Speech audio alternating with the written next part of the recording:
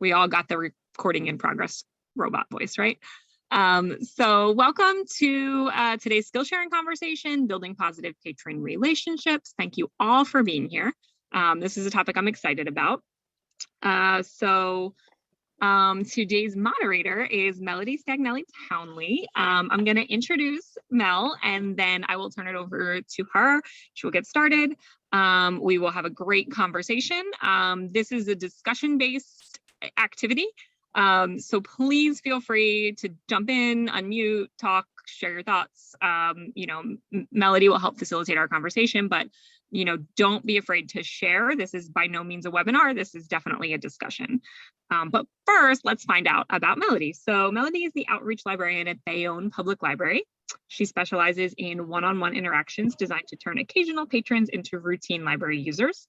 Her outreach efforts span from daily library social media content creation and posting to troubleshooting patrons' devices to conducting research in the microfilm archives for email reference questions. So Mel is doing everything. Outside her library, she's a selection committee member for the 2022 Alex Awards, a former emerging leader, a foodie, and a mom to one toddler and 2 cats. So thank you, Mel, for agreeing to moderate our conversation. And I will now turn it on over to you and stop my sharing and let you take it away. All right. Thank you very much for having me. I'm glad to see all of you that are here. If you don't feel comfortable for any reason speaking up, or you can't speak up, feel free to post in the chat. And of course, we will keep an eye on that as well. I thought it might be helpful to start with what I think are some of the building blocks of positive patron relationships, the things you need to have to best work with your patrons, to just kind of give us some ideas about where we might want to start. I can't do anything with it. And then from there, feel free to jump in with your stories, your suggestions, if you have maybe things that you want to perhaps troubleshoot, that kind of thing. We can go from there. So I have a couple things. When I was asked to do this, I was thinking about, well, what do I feel like makes an interaction with a patron a positive one? What do I feel like makes them want to come back to see me again, or to ask for me by name, that kind of thing? The first, I think, is that you genuinely have a desire to help, because it's very easy to not help. It's easier to, say, oh, sorry, no, I can't do that. So I think having a desire to help people is key. Being kind when you have to, if you need to, faking kindness, as long as it's not very obvious that it's fake, but in general, being kind so that people know that you're approachable and you kind of want to do the right thing by them helps a lot. Another thing I find very helpful is remembering that everybody starts from a different place in life, like experience-wise, technology-wise, the ability they have to do a thing on a given day, whether that's mentally or physically or emotionally. These are all good places to approach an interaction from. I do have some thoughts about the language that we use in our interactions, but I wanted to open it up first and see if anybody had any thoughts they wanted to share about some of those things that I just mentioned.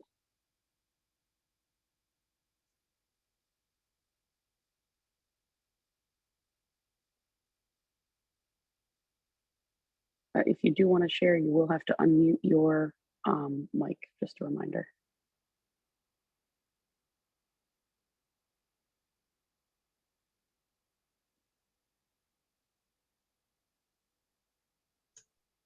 Hi there.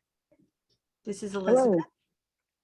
Hello. I just wanted to add that I think sometimes as we get burdened with a lot of new services and products, to be knowledgeable about everything that we have, so you don't look like you're stumbling around if somebody is requesting information from a new resource. So I think it's a constant learning process to remind staff to be on top of the old services as well as the new services. With a smile. True. Very good. I'll jump in and, kind of piggybacking off what Elizabeth just said. I also think it makes sense sometimes. It's so hard sometimes to keep up with everything at the pace that it kind of comes at you, right? And being willing to say, you know what, this is new and I'm not, maybe there's somebody else we need to get, or, you and I are going to kind of figure this out together, because, I'll admit that I'm not an expert on this yet. Like, I think patrons appreciate that a lot. You don't have to tell them you know nothing, but I think if you're upfront and say, this is still something I'm learning how to do too, I think that goes a long way in letting them realize that that you're human, and it's not just them that's confused how to get that ebook on their whatever device. So I think that can be really helpful. Exactly. And I also find that sometimes you can be a kind of authority figure who can be intimidating to people, because it's not easy to ask for help when you need it all the time or most of the time. And so sometimes patrons will ask for help with something and they'll say, let me see what you're doing. And I'll say, well, I'm not entirely sure what I'm doing yet. So I kind of need to feel my way through this. But once I figure it out, I'll go back and I'll show you so that you know how to do this next time. Because, I don't know everything. There are times I'm just like, let me push a bunch of buttons and see what happens here. Oh, that was what I wanted.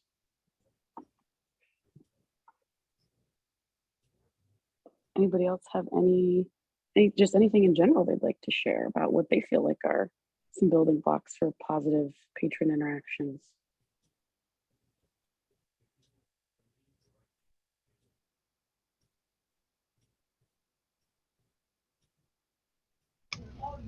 Hi, this is Sonia.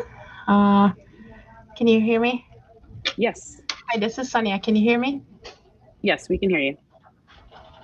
Okay, hold on. Playing with my sound a little bit. Can you hear me now? I can. Okay, perfect. I wasn't sure. I couldn't hear myself. Well, when I train staff on like customer service and like be positive at the desk and building positive customer relationships, I always tell them, like, even on a bad hair day, you're gonna sometimes have to play a role, because you're gonna have to smile and be out there. But I also train staff to make sure to keep an eye out for each other when you may be having a bad hair day, to pick up on those signals and to help each other out and like give each other a break, because only when you're energized and in a positive mode, or you feel like you can actually service people with a positive attitude, you can actually serve them with a positive relationship and assistance. So I think your own mindset is very important. And I think during COVID, it's all been very difficult for each other, like to be positive sometimes. But it's the mindset you have to be in. Absolutely. And also too, sort of along with that, looking out for each other in terms of continuity for your patrons. So like if you see, this person's coming on night shift and you've been on day shift and you've been helping this patron who might need more help down the road. Hey, I was just helping this person and here's what they needed. They might come back to you for help later. How are you doing?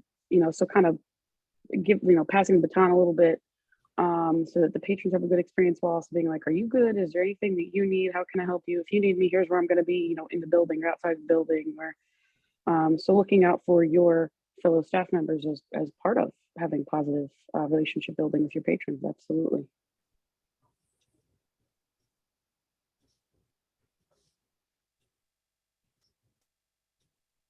I just, hi guys, how are you?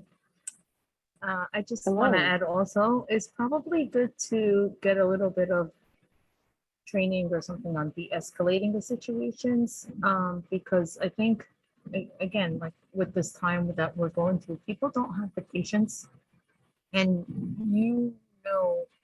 working with the public is working with the public, and sometimes just having that little bit of like, hey, how are you doing today? Even though they're coming at you hard and they're coming ready to attack, just keep in mind, like, it's okay. We could just be friendly regardless. Just expect the worst and hope for the best.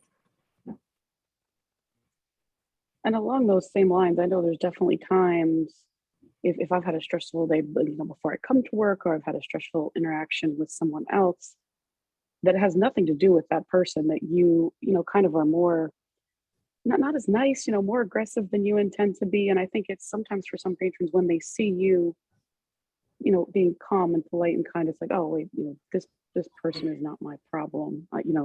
They're not what's making me feel this way. So being calm and collected, easier said than done.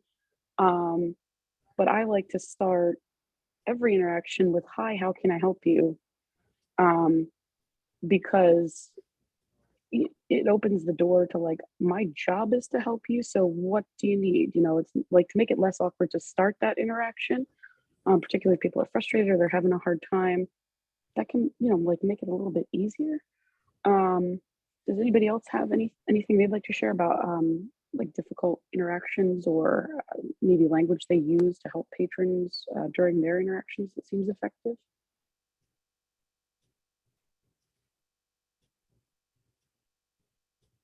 I was gonna mention too, building, hi, Salima from Maplewood Library in Maplewood, New Jersey. Saying hi to them, I sit at the CERT desk, I'm a library assistant, and just saying hi to them right when they come in the door. It's this training program that our library has subscribed to, homelessness, I forget his name. Nonetheless, that's one of the things they talk about, like a Walmart greeter, and how when they greet everyone, and that kind of sets the tone, and you're acknowledging them, they're acknowledging you. To me, I find that's very helpful. And also in dealing with difficult patrons, because we're doing a renovation of our main location, so things are a little challenging right now. So just taking a deep breath, remembering sometimes it's not personal, people are in COVID, because one of our locations is strictly children's and the other location is adult, which is a smaller location. So some are very upset about that.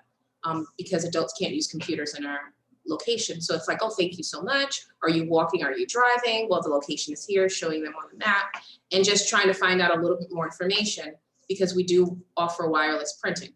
So that is something that they don't have to go over to the location, they can do it here. So sometimes just cutting down my own ego at times is helpful. It's easier said than done, especially if it's a personal attack. But sometimes taking a step back, or even asking my colleague, hi, I think so-and-so can help you a little better. Let me just go get them. So that's a suggestion as well. Yeah, definitely. Absolutely. That's all. Some really Salima? good points. This is Elizabeth. I really like that idea, what you're saying about kind of having a Walmart-ish type setup. I don't know about that program you were referring to, but I'm wondering if there's anything that would address, we are basically one large room, like a picture of a small schoolhouse, because we're a special library.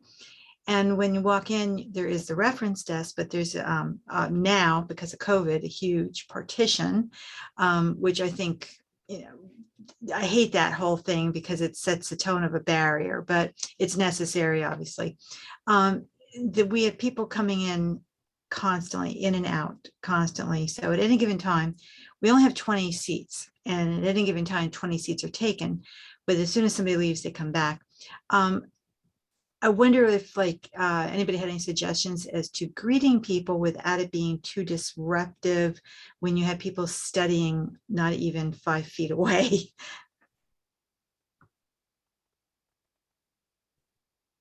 Personally, the room I usually work in is not a silent room, but it's a quiet room. So obviously we don't want to be too noisy. Usually when I see people enter the room, I just kind of, do a little look to see, like, do they seem like they know Like what eye they're doing? contact? Do they seem like, do they seem like they need guidance? You kind of will get like where you can tell they're kind of like sizing up the room. So maybe they don't know what they want, because the people who are regulars tend to come in and very confidently just go for what they need. So, if I catch them looking in my direction, hey, how can I help? It's kind of indicating like, hey, you can come over and we can start a conversation. So I'm not ignoring them, but I'm also not like making a huge ruckus when people are working and studying. Elizabeth, I'm curious, do you have signage like welcome, ask for help here kind of? No, we're a very small room. Picture a living room. And we I'm have just wondering if that would be a way to do the greeting without having to do the we greeting. have a captured audience. I mean, we have a hospital library, so we have rotation of students. So we get them for 3 to 4 month chunks, so we know them. Right. So when I walk in the morning, they're already taken up the chairs studying. When I leave, they're still there studying. They're probably here all night, as far as I know. So, it's like kind of like you're not looking at somebody who's brand new, because we've seen them now for the last 2 months. Right. But to acknowledge, I like that whole thing. What Mel said was maybe just give a nod or something. I'm not at the reference desk, but I could, maybe ask my assistant if she would like to do something like that. You're right, just to acknowledge somebody without having to say hi. I think one suggestion is too, that comes to mind is, hey, it's good to see you again. Let us know if you need anything. That could be a way to acknowledge, because since you have seen them and you don't want to necessarily interrupt them, is what I'm hearing you say. Even if you say, hey, it's good to see you. Let us know if you need anything. I'll be over here. Yeah. It's more the other people that are still seated. It's we're very congested here. We had a huge library, and we lost the space because everything's on the internet, Yeah, so we're crammed. That's so frustrating. Yeah, tell me about it. Definitely. And I actually see two ideas kind of related to what you're saying. One being back when there were, pre-COVID, when we had conference floors, I think it was Grey Horse Publishing had posters that would say, please interrupt me. Like, your request is more important than what I'm doing. So if you really don't want to say anything, you could, I don't know, maybe they still have them, and they would send them to you, or maybe you can make your own, but just like a sign that's like, no, I'm here. I'm here to be interrupted. Please come over if you need me. So unlike the sign I have on my door now that says Zoom in progress, do not disturb. I'm the director, I can get away with that. just a little bit different. Or like Salima said, the idea of, if you recognize a patron, I have regulars that I greet by name every morning, hey, so-and-so, how's it going? How was your weekend? That kind of thing. But obviously that does require a little bit more noise. Sometimes I just, wave. Well, thank you for that input. Of course. Does anybody have anything else they'd like to share? Things they feel like work, things they feel like don't work, maybe something they'd like to get out of this, this conversation?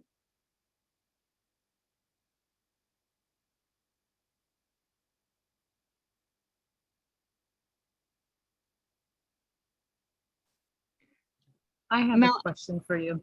Oh. Hi, I'm sorry, guys. Go I ahead. have another question for you.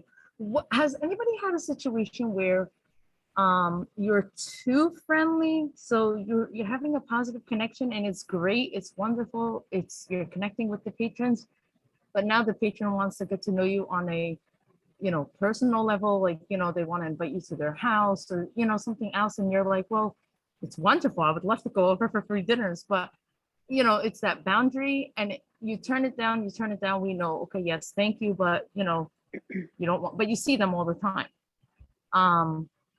Anybody know how to get out of being patrons that are too friendly sometimes?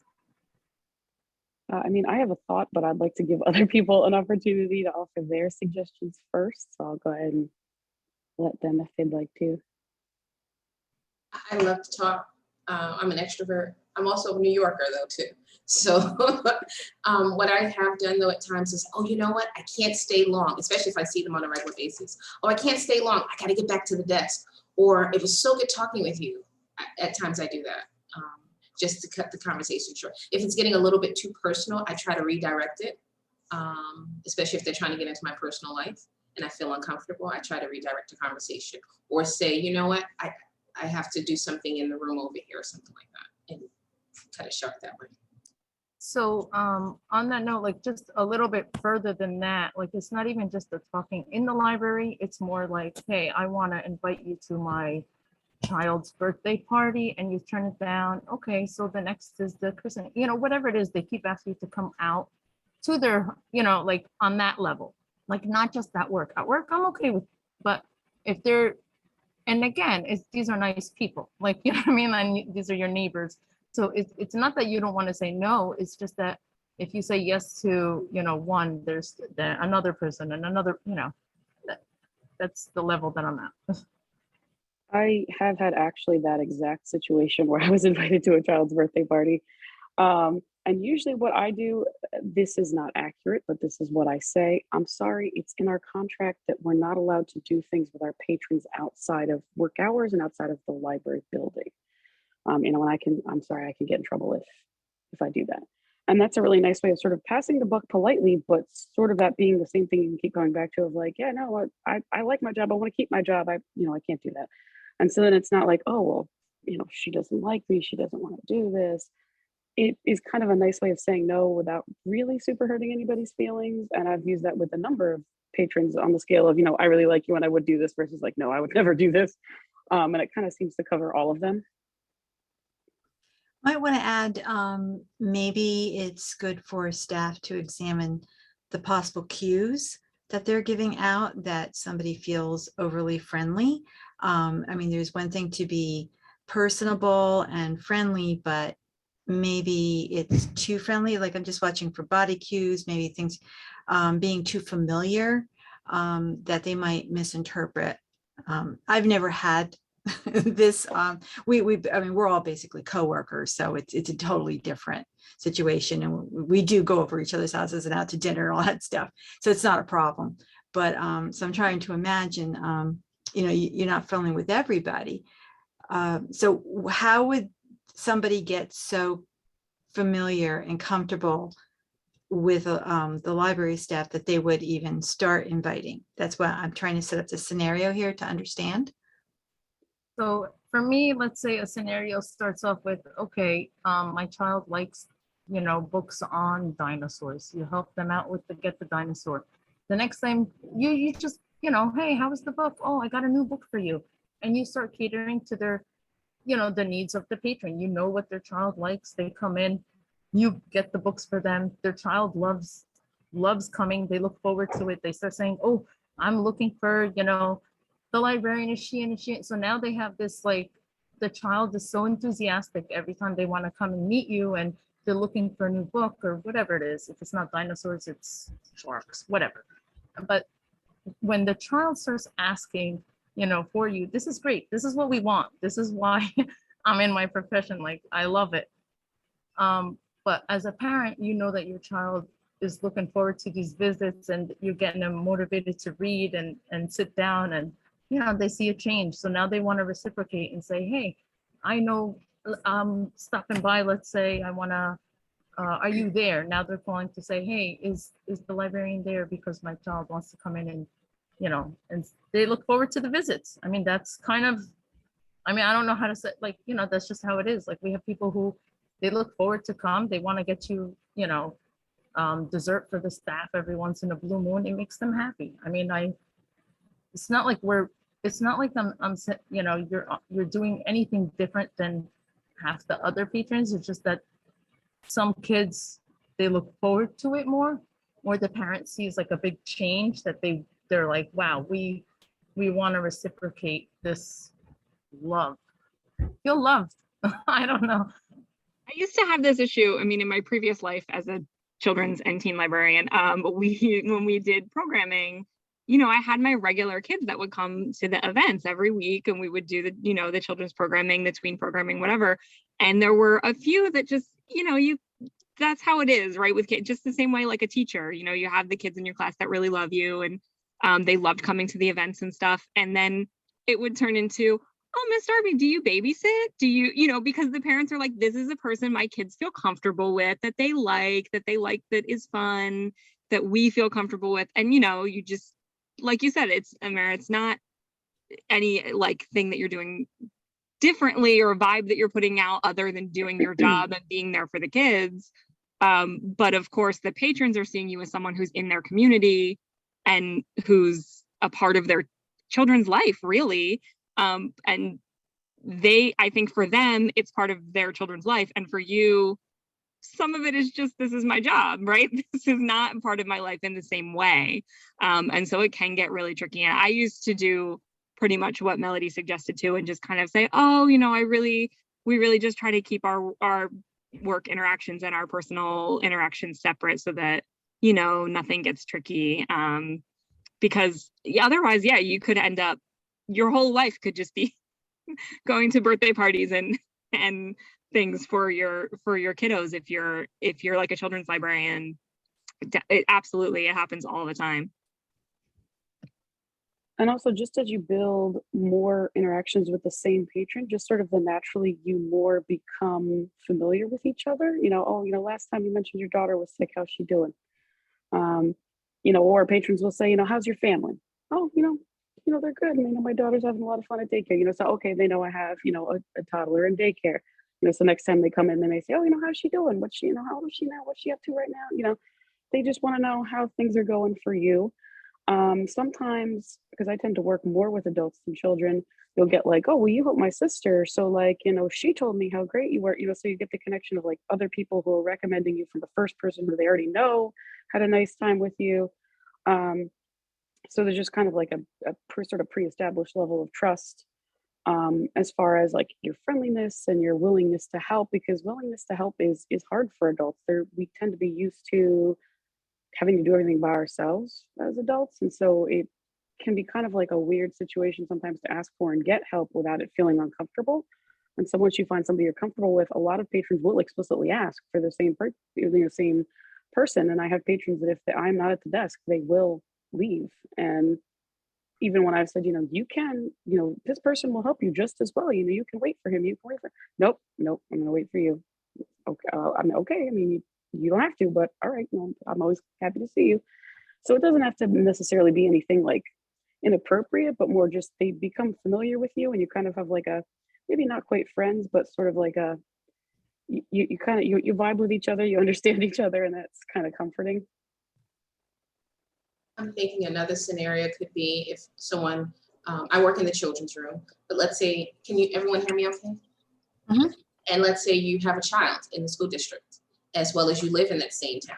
That could be another scenario where the parents know you, the children know you, and they want you to associate with them outside of work because you also live there. So that could possibly be another scenario too, or even teens, or even as adults. You live and work in the same community, you're doing things, these are your neighbors. Because that's the situation with me. I live and work in the same town, as well as my son is in the school district.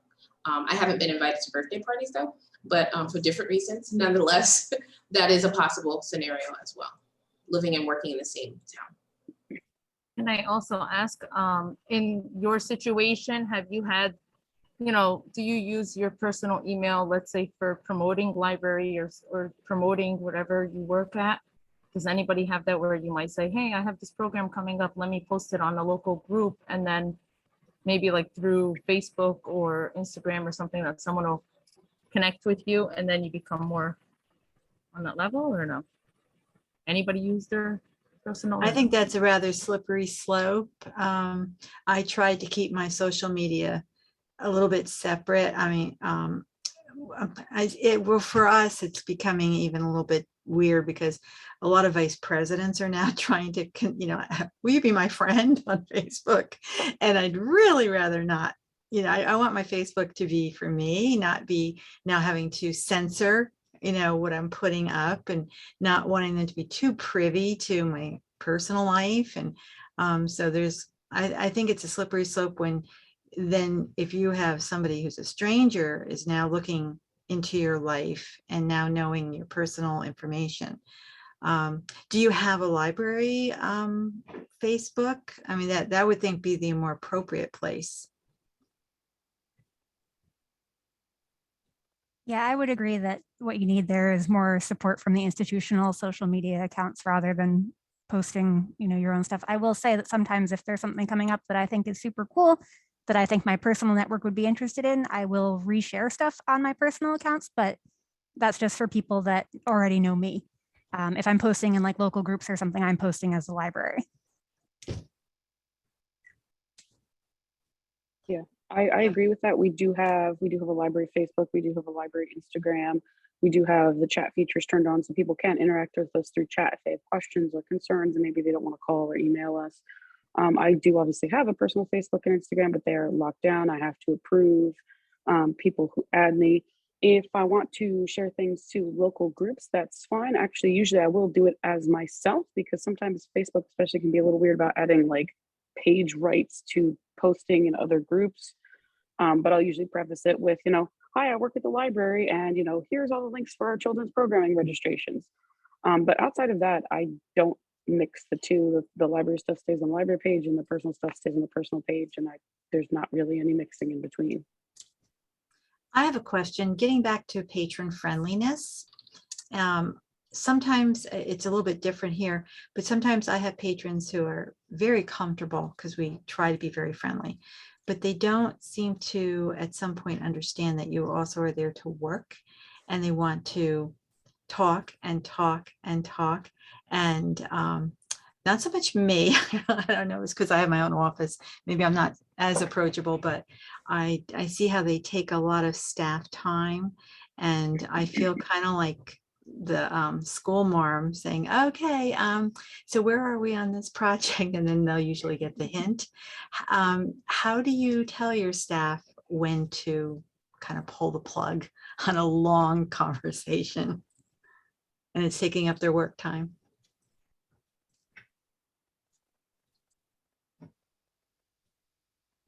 Can you hear? Hi, this is Debbie from Union. Our boss has told us to say that we have our boss really wants us to limit the time, and we have other things we need to do. I'd love to talk to you, but our boss says that we have to blah, blah, blah. And that Or works. meet you on break or something, like, we can do coffee later, or, to like not just cut it off, that, because we do want to foster some sort of friendliness, but not when it lingers like, a half hour to 45 minutes. Sure. So personally, Coffee not with the patron, right? I said coffee not with the patron, right? Or remember, our Or patrons is it are our staff? coworkers. And That- if you that's- see a staff member that's caught in one of these long conversations, we often tell them they have a phone call. Yeah. Yeah. That's funny, Mary Ellen. A library I worked in had 2 floors, and sometimes we would text each other like, call me at the reference desk. We would text down to children's, whatever. Absolutely. If you got caught with somebody that just It's like a bad date. Yeah. Oh, sorry. Yeah, they really need to talk to me down there in children's. Yeah, you have to look out for your people.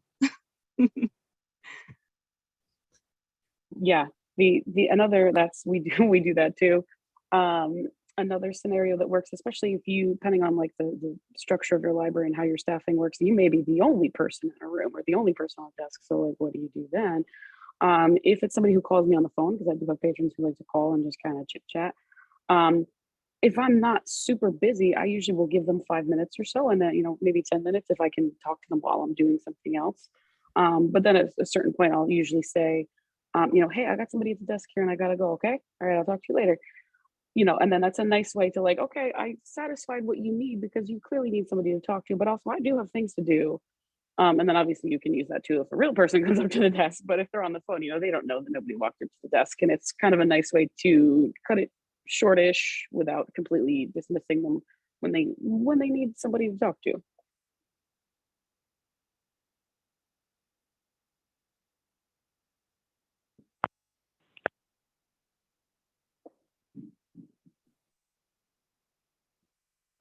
One of the other things that I was thinking about was ways that one of the things I think brings patrons back to us a lot is kind of going the extra mile. I guess what I would informally call like the Disney touch, like an experience that you have that you finish that later you think about and you're like, wow, that was great. What are things that you feel like you do or could do that would really make that experience stand out to your patrons so that they want to come back to you or to your library?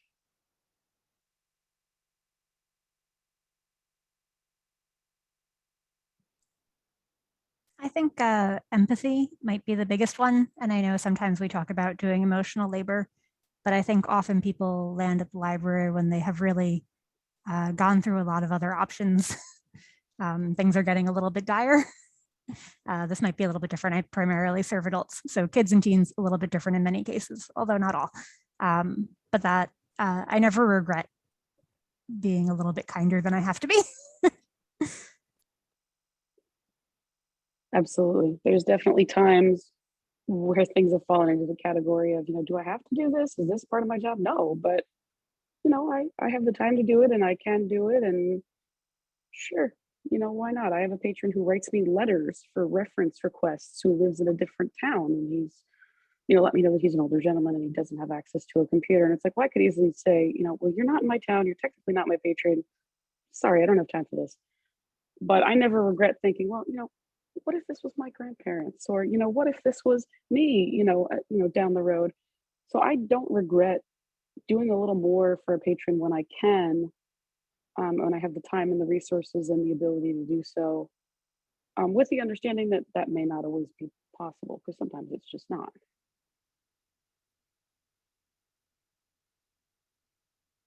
Anybody else have any things that they feel like they do for maybe doing a little bit extra or doing something special?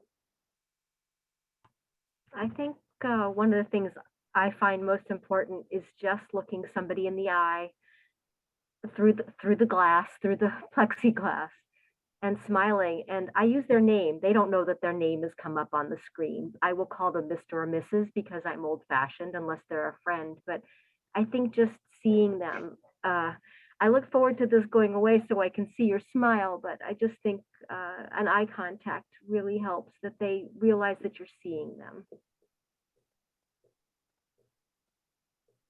I do the same thing with the guy at the grocery store, and he gets a big smile on his face.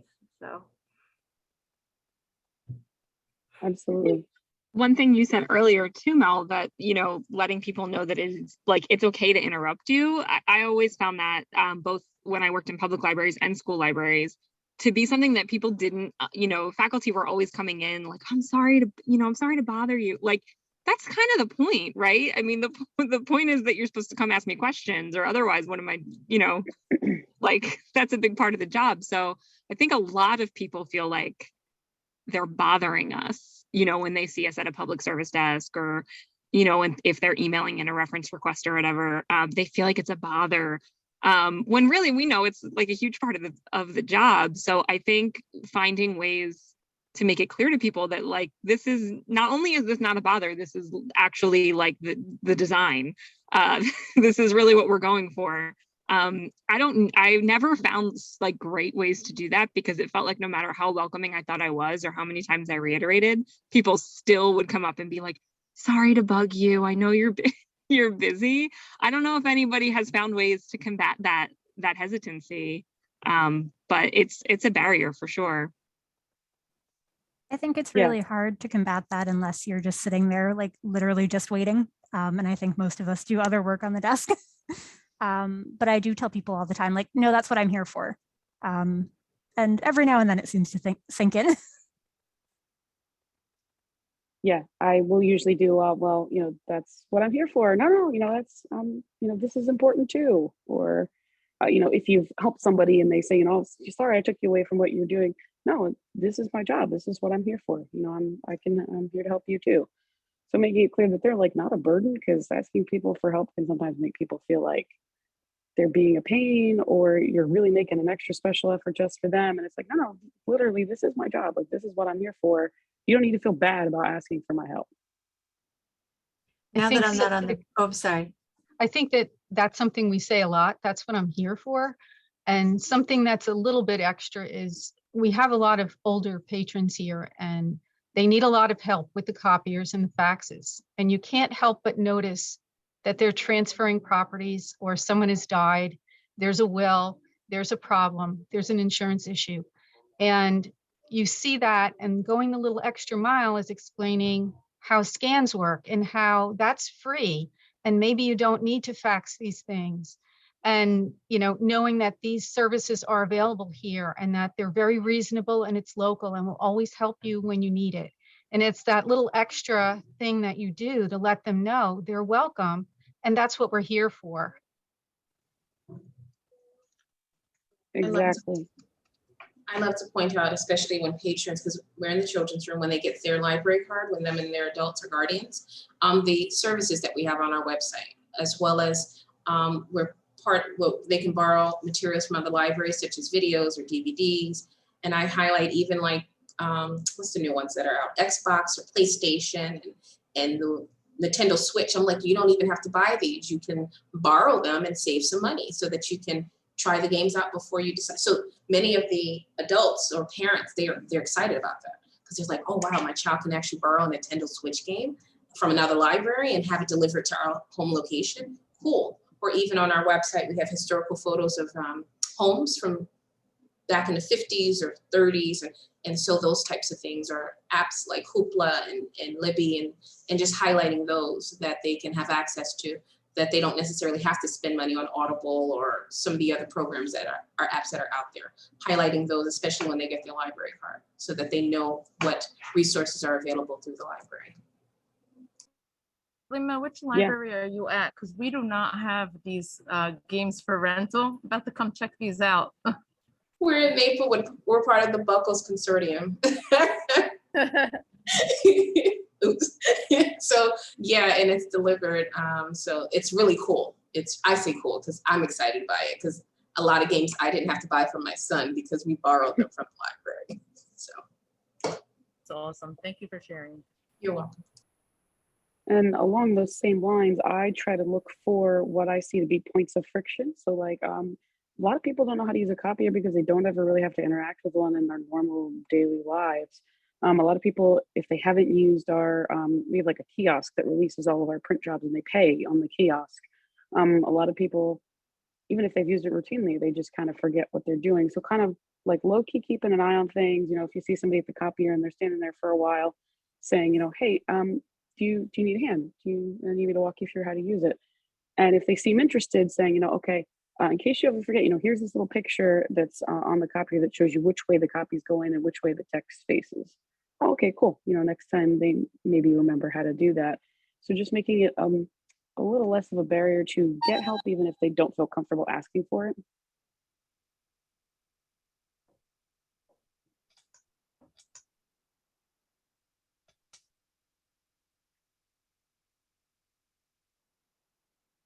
Anybody else have anything they'd like to share? Not specifically about going the extra mile, but just about any positive or negative patron experiences they want to talk about or something they want to ask. I just wanted to tell you guys that sometimes complimenting somebody on their hairstyle and finding out where they got their hair, let me tell you, they pay a lot of money and they love when you recognize and you say something. And they'll be happy to tell you where they got their haircut or whether it's a jewelry or whatever it is, because they're local, so they'll be happy to share, and then it helps you in the long run too. So I just wanted to plug the de-escalation and the bystander intervention training that the Library Link had recently. Shortly after that, a patron came in the library. I was on a Saturday, and they felt the need to yell at me, and they went berserk. And so the tips from that training actually helped in terms of apologizing and acknowledging their particular feelings, not encouraging the behavior, but saying, I'm so sorry that you feel that way. What caused that? And it really wasn't anything necessarily. I had to move the screen because they didn't have, just anyway, so that they couldn't see a record. And they were offended by that. That's a short story. Nonetheless, the tips that were in that training really helped me just to keep calm. And my supervisor came over and just was like, well, we can handle the transaction from here out, but it helped keep me calm. So trainings like that, thank you so much for bringing that. The bystander intervention and the conflict de-escalation training. Makes me so happy to hear. I'm really, really glad that it was helpful. Oh, that's crazy. Yeah. That's really good to know. If anybody missed that, we weren't able to record it, but we went through Hollaback, the organization Hollaback, and they do sometimes offer, it is very expensive, but they do offer free, like shortened versions of the training online sometimes. So if you missed it and you want to try it, you can check out their website and see when they're offering a free training, because it was quite pricey. So it wouldn't necessarily be something, I mean, maybe your library would want to bring it to your library or maybe your consortium or something, but they do have free ones sometimes. But that makes me very happy to hear that it was useful. I'll mention that, Darby, that Warren County, all of our staff have watched it, the entire homelessness training as well. And it was very, very valuable. And there were several lots of points in it that were things that I hadn't thought of trying, and in all kinds of situations. And especially something that touched me was letting people learn how to do it so that just a few don't handle the big, hard situations. Let other staff handle things they can handle, step back, be the bystander, and let them learn. Because if you keep handling every problem, you're the only one that knows how to do it. So everyone needs to learn how to do it at their own level. If you're shy and you've never done it before, you handle the small problems. And that was very, very valuable.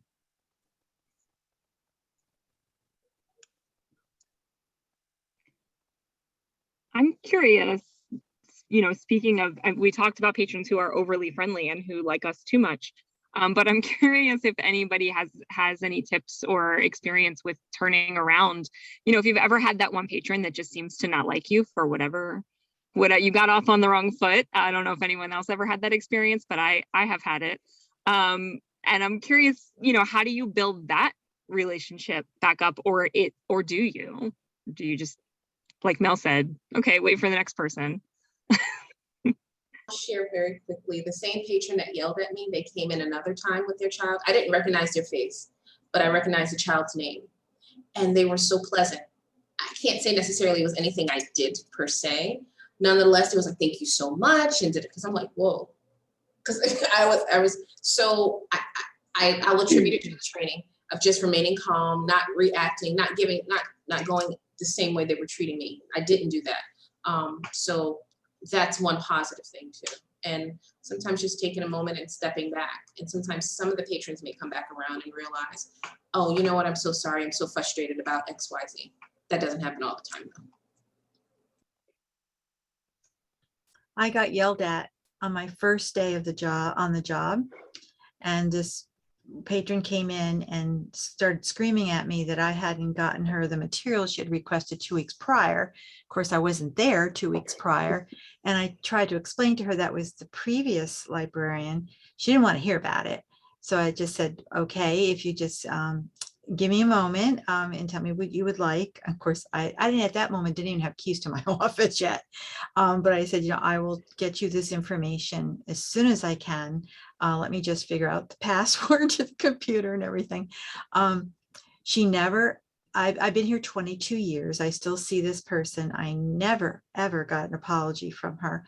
So we were just kind of one of these nods kind of thing. And yet we went over, above and beyond to always get her material on time. I mean, just no appreciation. Sometimes you just can't please people. No, but we always have to act professional, obviously. But I wanted to crack that smile from her, but 22 years later, ain't happening. What's funny is that same thing happened when I first started at the library. A regular patron just told me her library card and with no ID, and I was strictly with the rules. I need to see ID. And that person looked at me and said, "You're not going to last 3 days here." And I was like, wow, 25 years later, I'm still here. And she's one of those that comes in like my regular patron now. And it's just funny because in reaction, I didn't do anything. I just, she came in every day and I just treated her the same, like it was another day, fresh start every day. Like, hey, how are you? How's it going? Love the hairdo, and it does work. I think, and everybody has a different day, they understand. I say, they know, I'm just doing what I'm told, and they understand, they move forward. Yeah, exactly.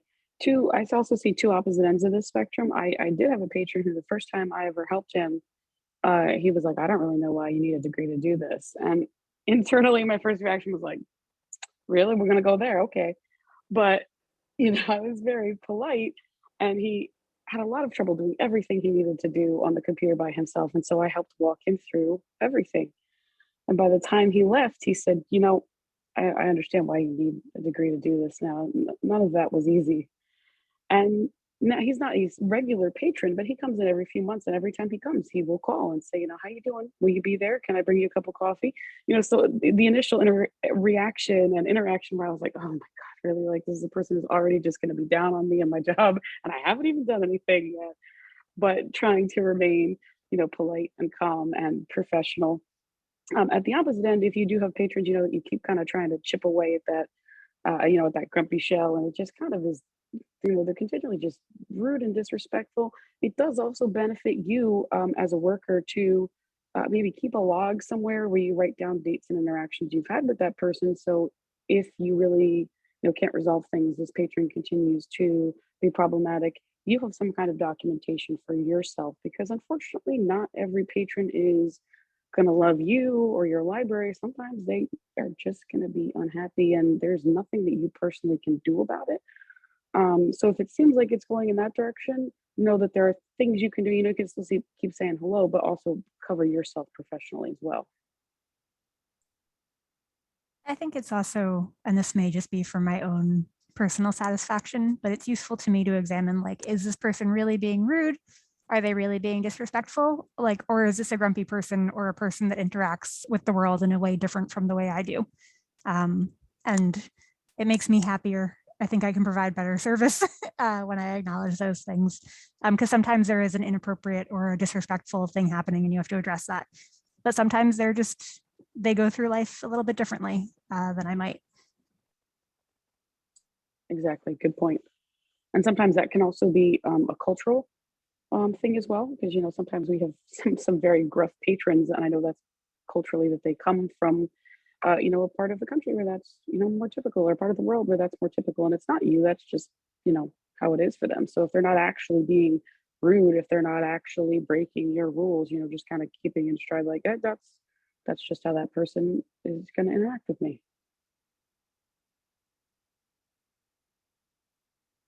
Does anybody have anything else they want to share? I know we only have a couple minutes left till 3 o'clock, and I know other people have an NJLA meeting they want to get to. So does anybody have anything else they want to share or to ask? Feel free. I just want to say thank you for this session. I learned some things from it, and I really enjoyed all the opinions and the experiences and stories. Hope we do this again.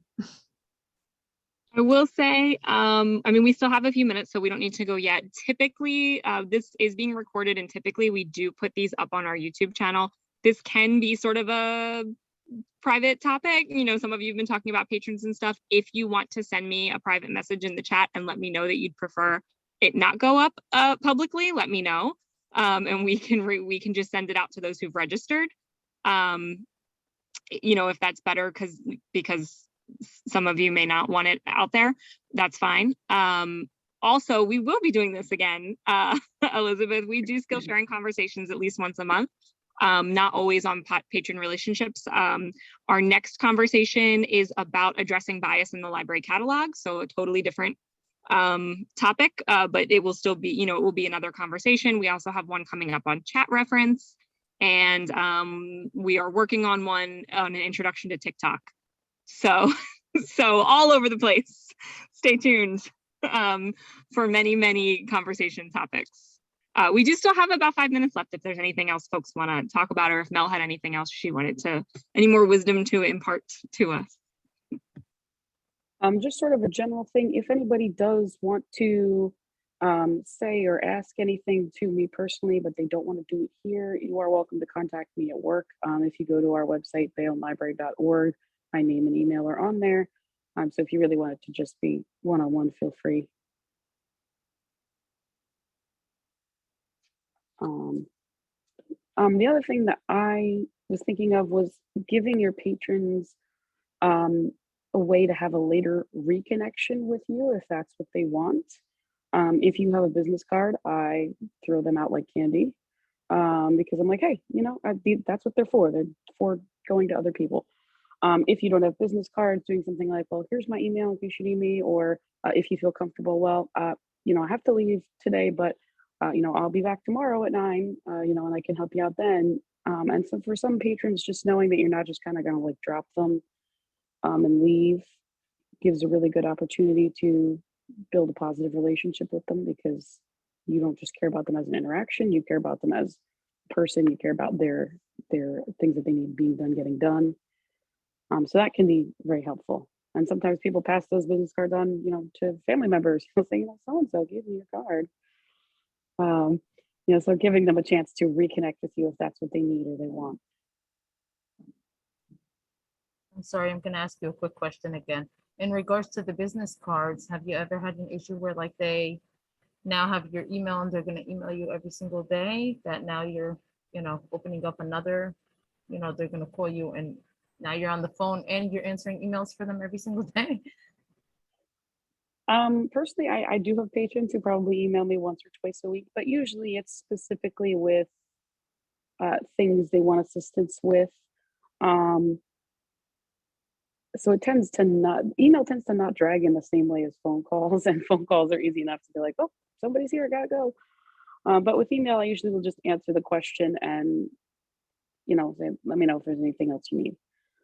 So kind of not engaging if you don't want to, if there's maybe more personal stuff in the email that you don't feel comfortable with or you don't have the time for, or, if they're doing it every day, getting back to them in a couple of days and saying, I'm sorry, I had a lot of other things I was working on, but to get back to what you needed, to kind of make it clear, like, yeah, I'm not just sitting here waiting for you to email me. I do actually have other things to do. So you're not rude, but you're also not, kind of catering to that, like, oh, if I email her, she's going to respond in 15 minutes. Thank you.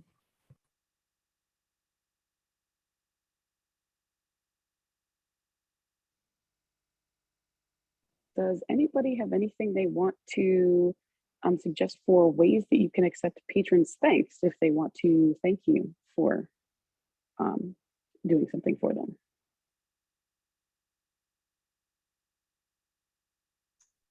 I'm sorry, Mel, could you repeat that?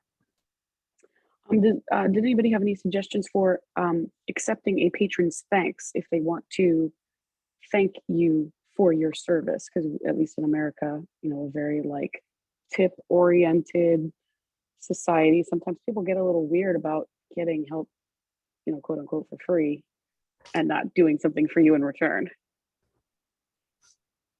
I wish they would. Usually used to be around Christmas, we would get, little thank yous, but that's long gone. They don't do that anymore. We used to get platters of cookies and all kinds of stuff. Yeah, I typically, and I come from a fundraising background prior to libraries, so I might be a little bent in this way, but I typically direct them to our friends group or the foundation. So if they want to make a monetary contribution, there's a place to do it. I have one patron who used to bring me snacks from the senior center, and those I used to mostly refuse. One of the things I like to do that's very easy to do, and it kind of gives both of us an easy out, is saying, well, we'd love it if you leave a positive review for us, on our Google or our Facebook or our Yelp. Most people don't want to. And I don't mean that offensively, but just like people don't feel like putting in the effort. So if someone is insistent about doing something for you, you've given them something to do, and then it's up to them to decide yes or no. And if they do it, great. You have this nice positive review. You can, stick it in your file or, whatever. But it looks good for you. It looks good for the library, but also you haven't refused them. We also have at our library like a pay it forward printing fund. So if people, for helping them with printing or copying and there's change, and we'll say, oh, keep the change. Well, we can't accept tips. So we'll say, okay, we'll put this in our printing fund for when people don't have money for their prints. Another thing that we'll do, some people are really insistent about like, no, I want to do something like for you. And so for me, I'll usually say, well, if you happen to be in the area next time you're getting a cup of coffee, I always drink coffee. And it's something small, and for some people that they really do want to do something for you. And so you're not breaking any rules, but you're also not, taking money. You're not doing anything too personal. Just, if you feel like it, sure. And for some people, that's what they want.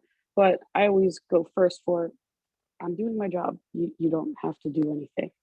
Or, well, it'd be nice if you left a review with my name in it.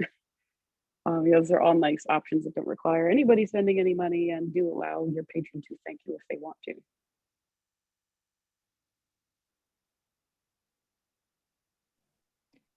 We have like 1 minute left before we need to unfortunately end the meeting because we have another meeting.